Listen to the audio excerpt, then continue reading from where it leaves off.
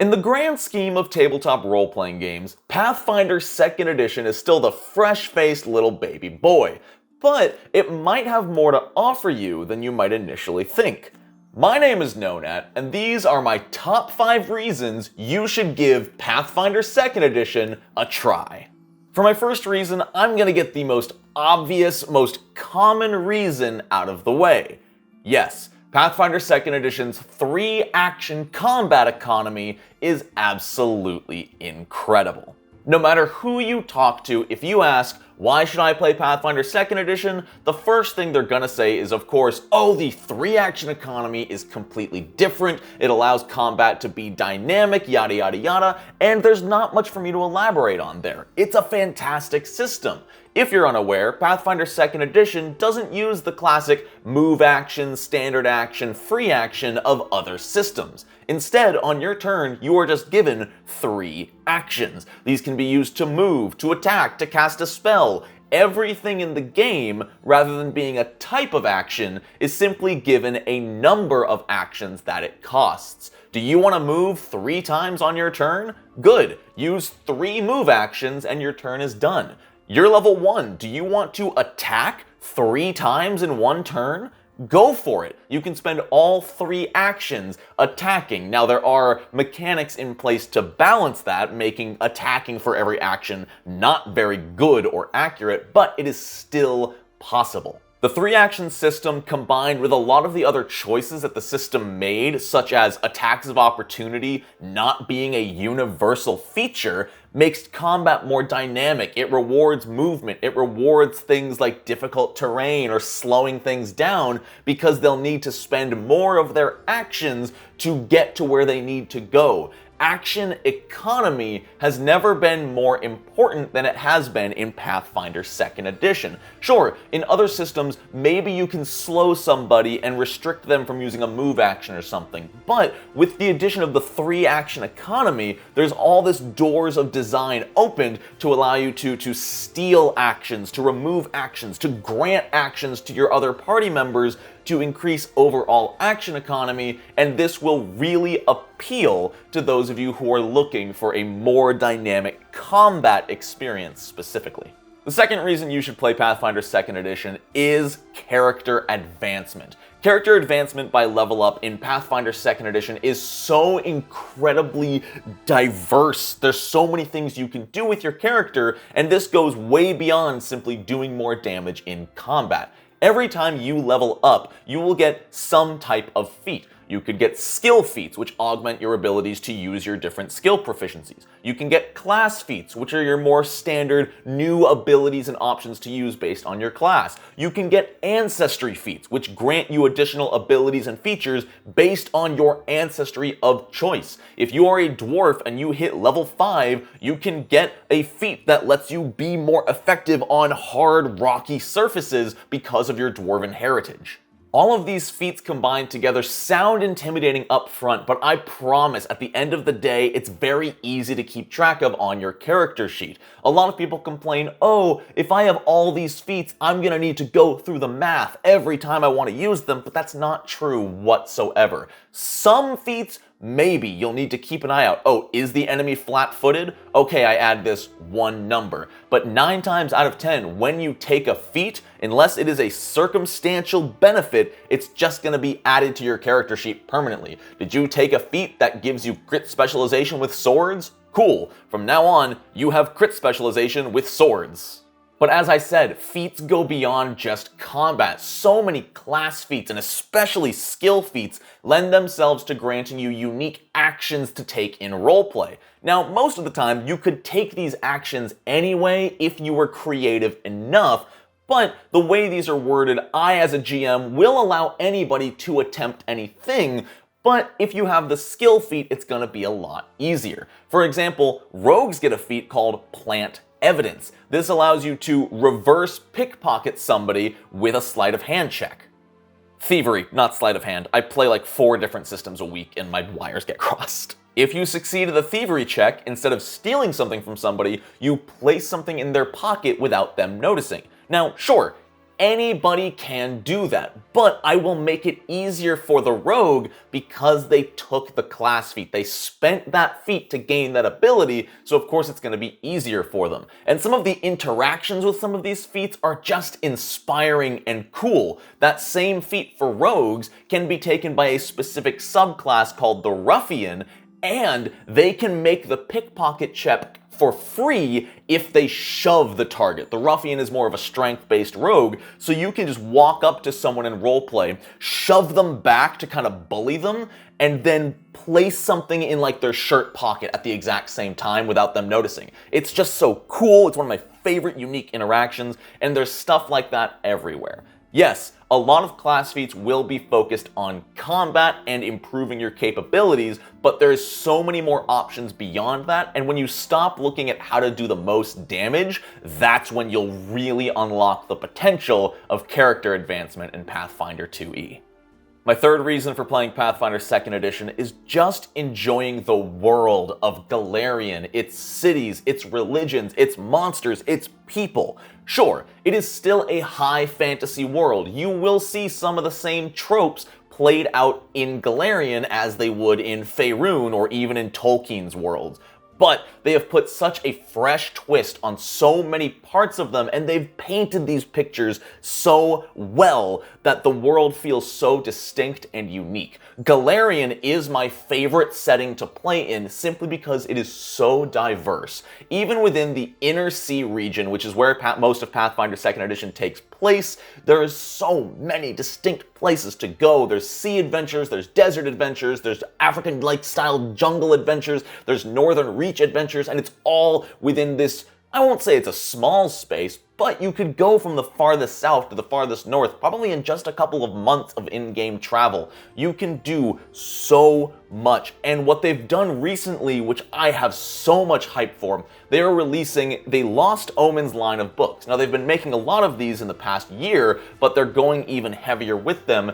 They are releasing individual books about individual sections of the map. For example, this past year, we got Lost Omens Mwangi Expanse, where we got to learn about the cities, we got to learn about the people, we got to learn about the culture. This isn't giving you 100 new monsters or new classes or anything. It's strictly lore with a little bit of mechanical stuff to make us happy, because Paizo knows what we want.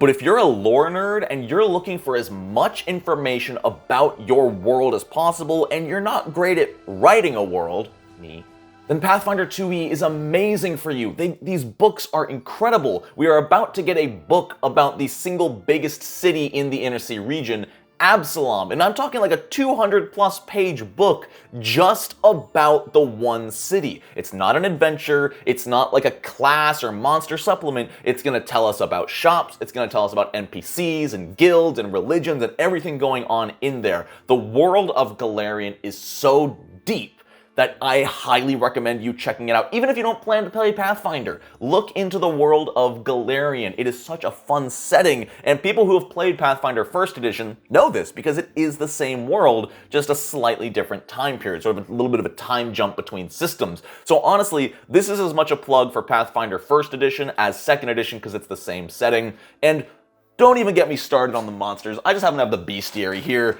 The monsters in Pathfinder are incredible! I know 5e and all of those have some really cool stuff, but there is some amazing, unique creatures in the Pathfinder 2e bestiaries. Again, even if you don't plan to play the system, do yourself a favor, pick up a bestiary. If you want to see some wild, weird stuff, pick up a Pathfinder bestiary. Just the art and the creativity of the creatures inside is worth the price of admission.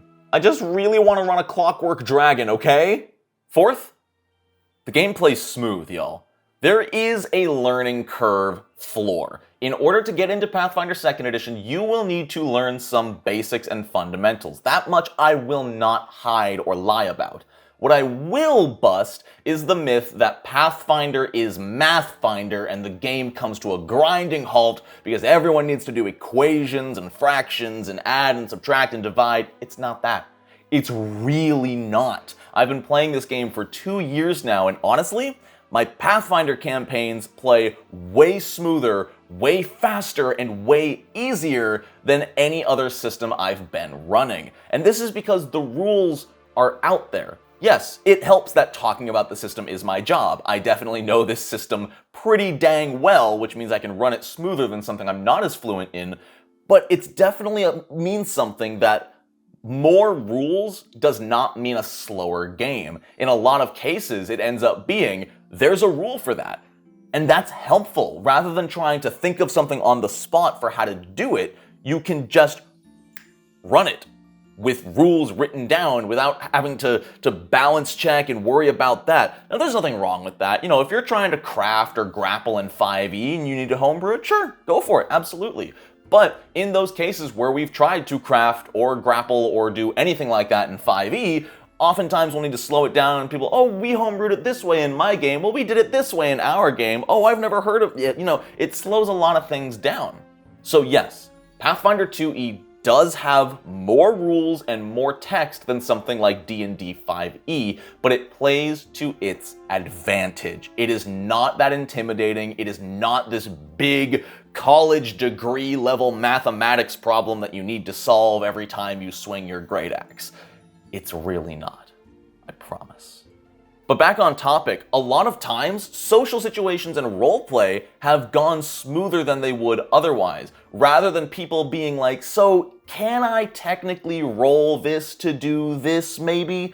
Which does still happen, it's still a creative TTRPG. But rather than as a GM being like, I guess you can try to do that, my players get to say, I have this skill feat, it lets me do this. May I? And I go, you have the skill feat. Of course you may. I have no power to stop you. I mean, I do because I'm the GM, but I'm not going to tell a player, you have a feature, you can't use that in the exact situation where it says you can use it. So again, there's a little more text because you have the feat, but because you have the feat, you know exactly what you can do and how it works. It keeps things streamlined, and it even helps players in coming up with new ideas of what to do because they have specific skills and abilities that they can apply to different situations, where if they didn't have that ability, they might not have even thought to even try. TLDR for all of that, yes, Pathfinder 2nd Edition takes a little longer to get into, but once you are into it, it is immensely smoother to run, and oftentimes a lot more satisfying in my opinion.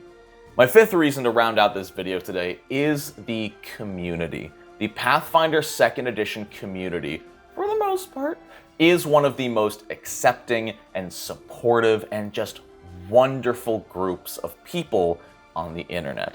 Twitter is a cesspool, let me tell you what, but 99 out of 100 posts regarding Pathfinder, it's usually someone congratulating someone else or promoting someone else or joking with each other. Heck, there are people out there running Twitter accounts for the gods of Pathfinder's world, and it's hilarious to see them interact with each other. They'll interact with other members of the community, and not to mention Paizo themselves. Their official Twitter social media accounts, they interact with people constantly. They're sharing new creators' videos to other people. They're commenting, they're talking, they're sharing. It's a wonderful place. The other creators here on YouTube, Black Dragon Gaming, Deadly D8, Local Disaster Tour Guide, they are some of the most genuine people I've ever gotten the pleasure to know, and I hope to get to know them more going forward. It's wonderful.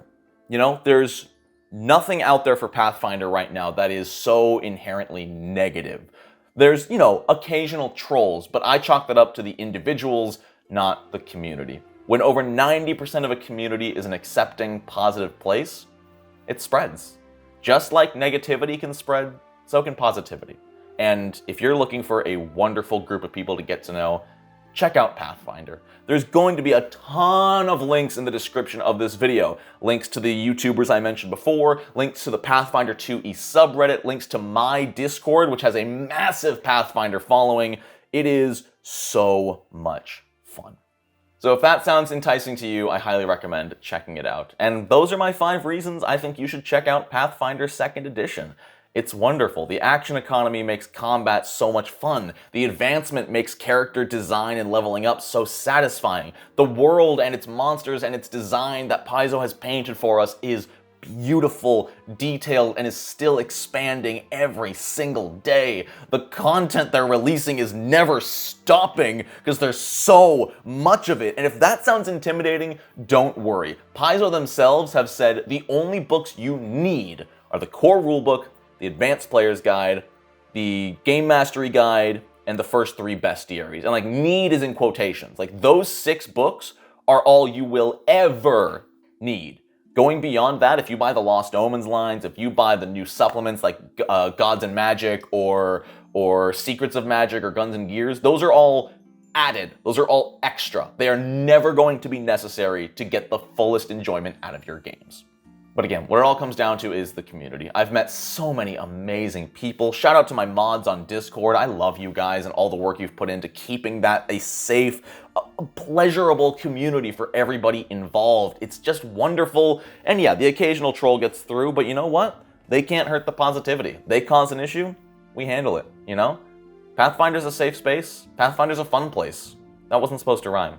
I'm rambling at this point just because I love this game and these people so much, but let me know what you think down in the comments. And hey, if you want to see more Pathfinder content like this going forward, please leave a like on the video and subscribe to the channel. It helps out so much, and the more people we can get these videos pushed out to, the more people we can get Pathfinder in front of their eyes, and hopefully get more people to enjoy this just fantastic game. And it's probably a little late to say this, but this isn't sponsored or endorsed by Paizo or anything. This is just me, being me. This is less a Nonat video and more a Brogan video. That's my name, by the way. I'm rambling. I hope you all have a wonderful rest of your day. And until next time, no nat ones.